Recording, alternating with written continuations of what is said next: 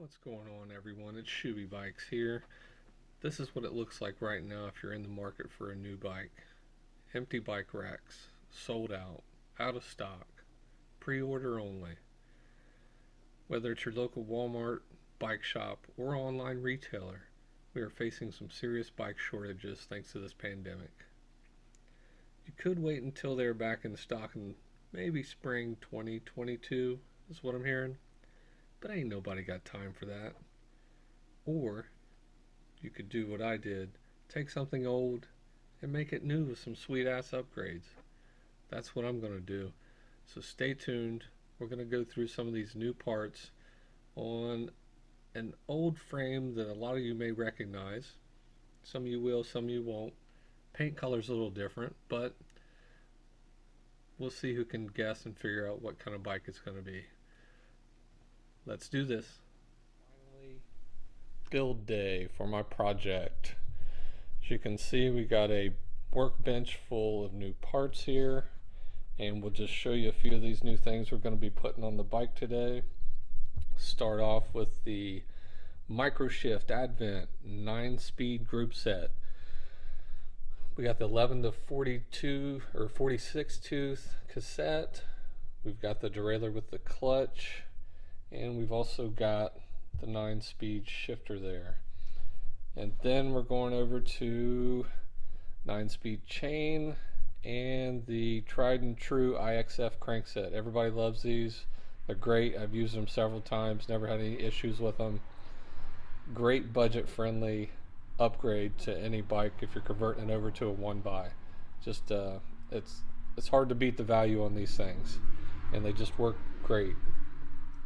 Also gonna try out a 30 tooth chainring up front, and we've got those Rock Bros pedals, and I picked up a used set of the Shimano MT201 brakes, and we're gonna give this RockShox Judy a try here. Heard a lot of good stuff about this. This is the budget fork, the one that comes in at about $169 if you can find them in stock. Really hard to find them. This one's 29 inch. Can't wait to check it out. Tried a lot in the past with the Sun Tours, the Pixon, and a few other ones, so looking forward to giving this budget fork here a try, see how it works out. We also picked up a set of Weinmann Wheelmaster 29 inch wheels to go on here, so that way we can upgrade from the free hub to the cassette. So, and these are the 9mm quick release, just like that comes on the bike, so we won't have any issues with that. But really excited to get these parts on the bike today. It's going to be an awesome build. Thanks for joining me today, and we'll go through installing a few of these parts here shortly. Alright guys, this is the bike we're going to be working on, and most of you will recognize this as one of the best budget full suspension mountain bikes out there. I guess made popular by Kev Central and his series on the bike. What you may not recognize is the color. This is my third-ish one of these that I've built now, and this time I wanted to do something a little different. So I decided to go ahead and paint it a different color this time.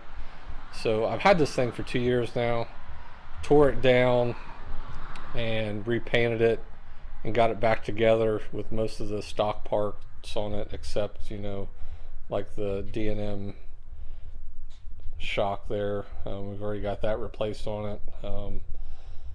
Right now we still got to get that new crank and everything else put on it.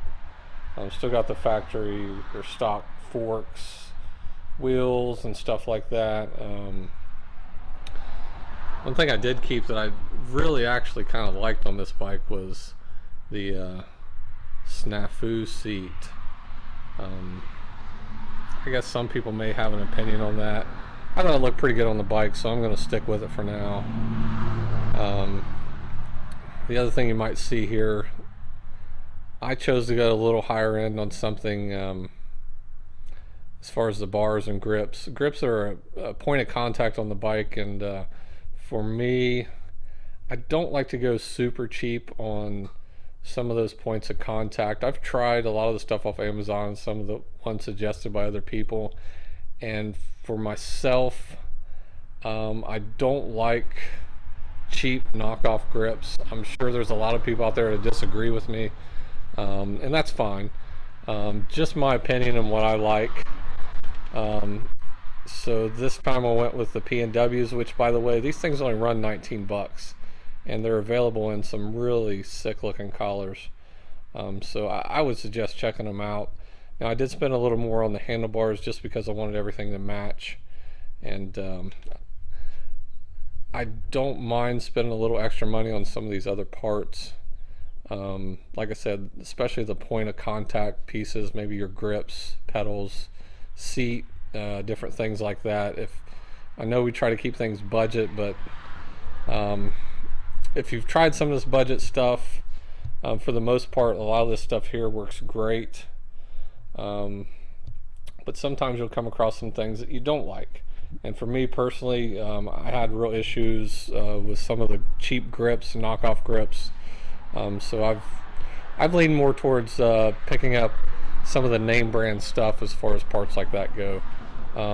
One thing that I've had mixed results with, I'll be honest with, is these cheaper pedals. Some of them I get work great. Others I get feel like they're maybe a little bent, a little wonky, different things. I've not tried the Rock Bros brand yet, so I'm interested to see how those work out once we get them put on the bike. Hopefully they'll be okay.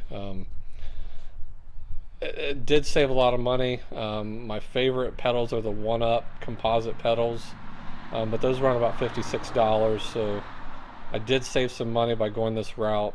These only run like 26 bucks on Amazon, so about a $30 savings. So we're going to give those a shot and see how it works out. But that pretty much does it for now. We're going to get to putting some of these parts on here, and we'll check back in soon. Let's get this small free hub and wheels out of here and mount up the new Weinmann wheels in much larger cassette. Nice upgrade. Check out the size of that cassette. Man, should make the uphill climbs much better. Looking sharp. Love the black color. Looking clean and mean.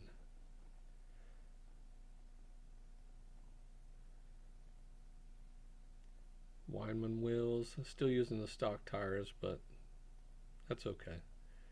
Now look what was hiding inside of the old bottom bracket. Crusty and rusty.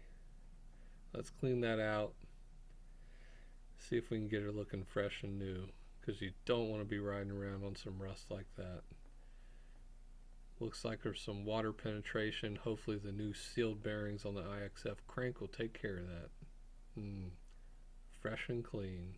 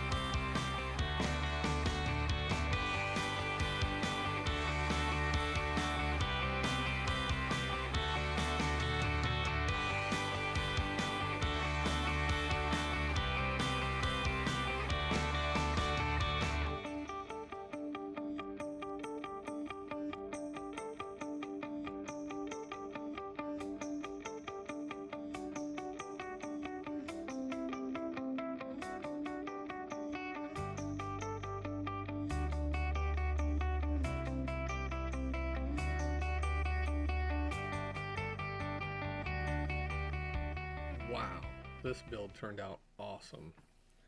I've done several of these builds in the past, and this is by far my favorite project.